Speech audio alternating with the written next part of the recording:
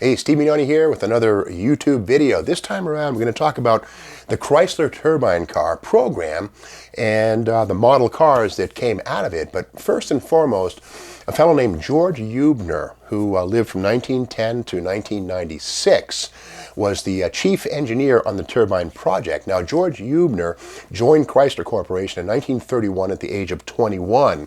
And by the Second World War, Huebner was in charge of exploring gas turbines instead of reciprocating pistons and rotary type engines for use in aircraft. Again, gas turbines to drive propellers, or in some cases to create thrust as jet engines.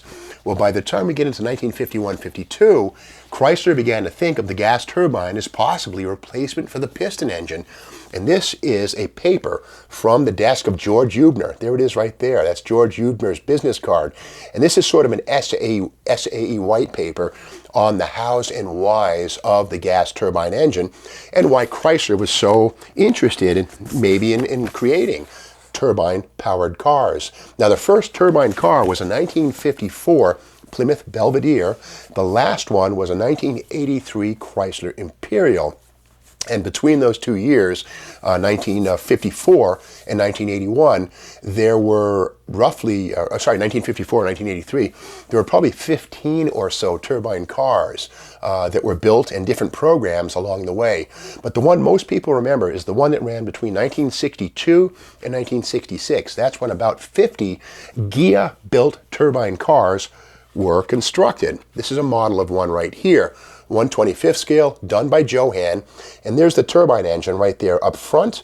And the beauty of the turbine, according to Chrysler, was that it had 20% fewer parts than a V8 engine, weighed 200 pounds less, and could run on jet fuel, unleaded gasoline, peanut oil, or even perfume.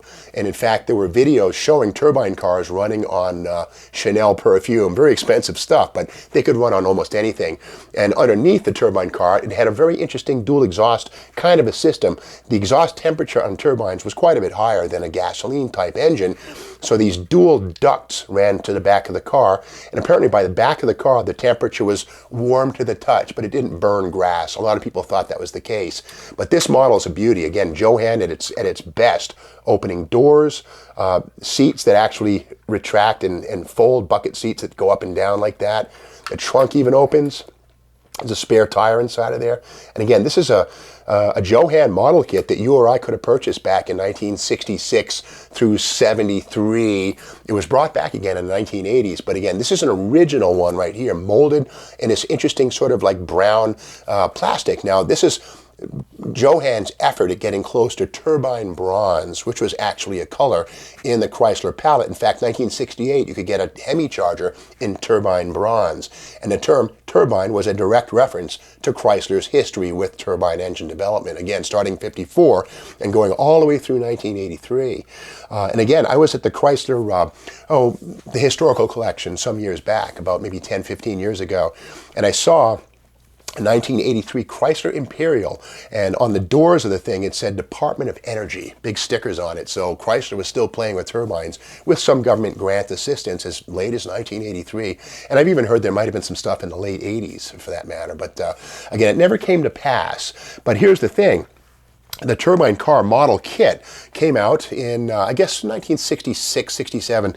And as I've said before on this channel, it's one of JoHan's best model kits of all time. Now, the funny thing is, they've been molded in a variety of different colors. Here is the original sort of, flat brown, well, gloss, but it's not metallic.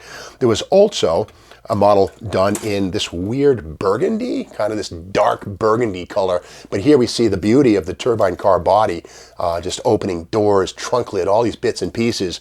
And one of the original releases was also done in white plastic. These are kind of rare. And again, all the parts and pieces in this kit are white. The beauty there is that when you paint it, you don't have to worry quite as much about priming the parts to hide the dark purple plastic or whatever it might be. I've even seen these things in red plastic. For instance, here is a red turbine car fender right here. So molded in red plastic. I've seen these things once or twice in green or aqua. But again, the originals were done in sort of a bronze. Now, something else that was done was this. This and this are similar, but they're not the same. This is the JoHan model kit. This is the JoHan Promo. You can see it's quite a bit different. It's actually simplified underneath. It has a one-piece chassis. It lacks the opening doors and the opening trunk and hood. But again, this is a prototype or a promo that would have been given away at like the New York Auto Show or places like that where the turbine car was on display, or where Chrysler just wanted to show off the beauty of the turbine car. So again, this is painted in proper turbine bronze. It's sort of a metallic paint color. And again, this very same color was used in Chrysler, Dodge, Plymouth factory vehicles for many years after. Turbine bronze, again, directly a reference to the turbine car. Now, back around 1982, I can't leave well enough alone, and I built this thing here. This is my rendition of a turbine car match racer. Now, I got rid of the turbine engine. Instead, I put two Hemis. Now, I built this thing when I was probably about 15 or 16, so it's kind of crude, but I took the Border Bandits Sandy Elliott orange and white and black paint scheme from their Ford Mustangs from 1970, 71, applied them to this thing. So this is my take on the turbine car as a match racer. But one thing about the turbine car program, sadly, is that there were roughly 50 to 55 of these cars built. I think it was 50. But anyway, 46 of them were destroyed. Why? Well, there's some talk about Chrysler having to pay import duties because the cars were built in Italy. Well, apparently that's not necessarily true. The larger reality, according to research I've done, is that Chrysler was concerned about prototype cars and engineering getting out into the mainstream. Now, it is true that between 1963 and January of 1966, Chrysler had these 50 cars. They loaned them to automotive journalists, dealership owners, just regular people. In fact, just about 4 miles from right here in New Braintree, Mass., a guy named George Walker was given a turbine car to drive for about 2 weeks back in 1965. He mentioned that it was an interesting car to drive. It smelled funny because it ran on jet fuel. And another thing too about these cars, because the turbine uses RPMs to make power, if you drove it like a gas car and punched the gas from a start, from a stoplight, it would sort of take time to build up. What you had to do with these things was brake torque them. In other words, power brake it. Put the brake pedal on, give it gas, light goes green, then you take off with plenty of RPM. So if you didn't brake torque them, they might seem sluggish. But if you did, well, it behaved like a 318 two-barrel is what they said. So they weren't that bad. But anyway, after the program is done, January of 1966, the cars were destroyed except for 4 pieces that apparently Jay Leno has one, Chrysler has one, the Smithsonian has one. There might be more than 4, but a handful exist.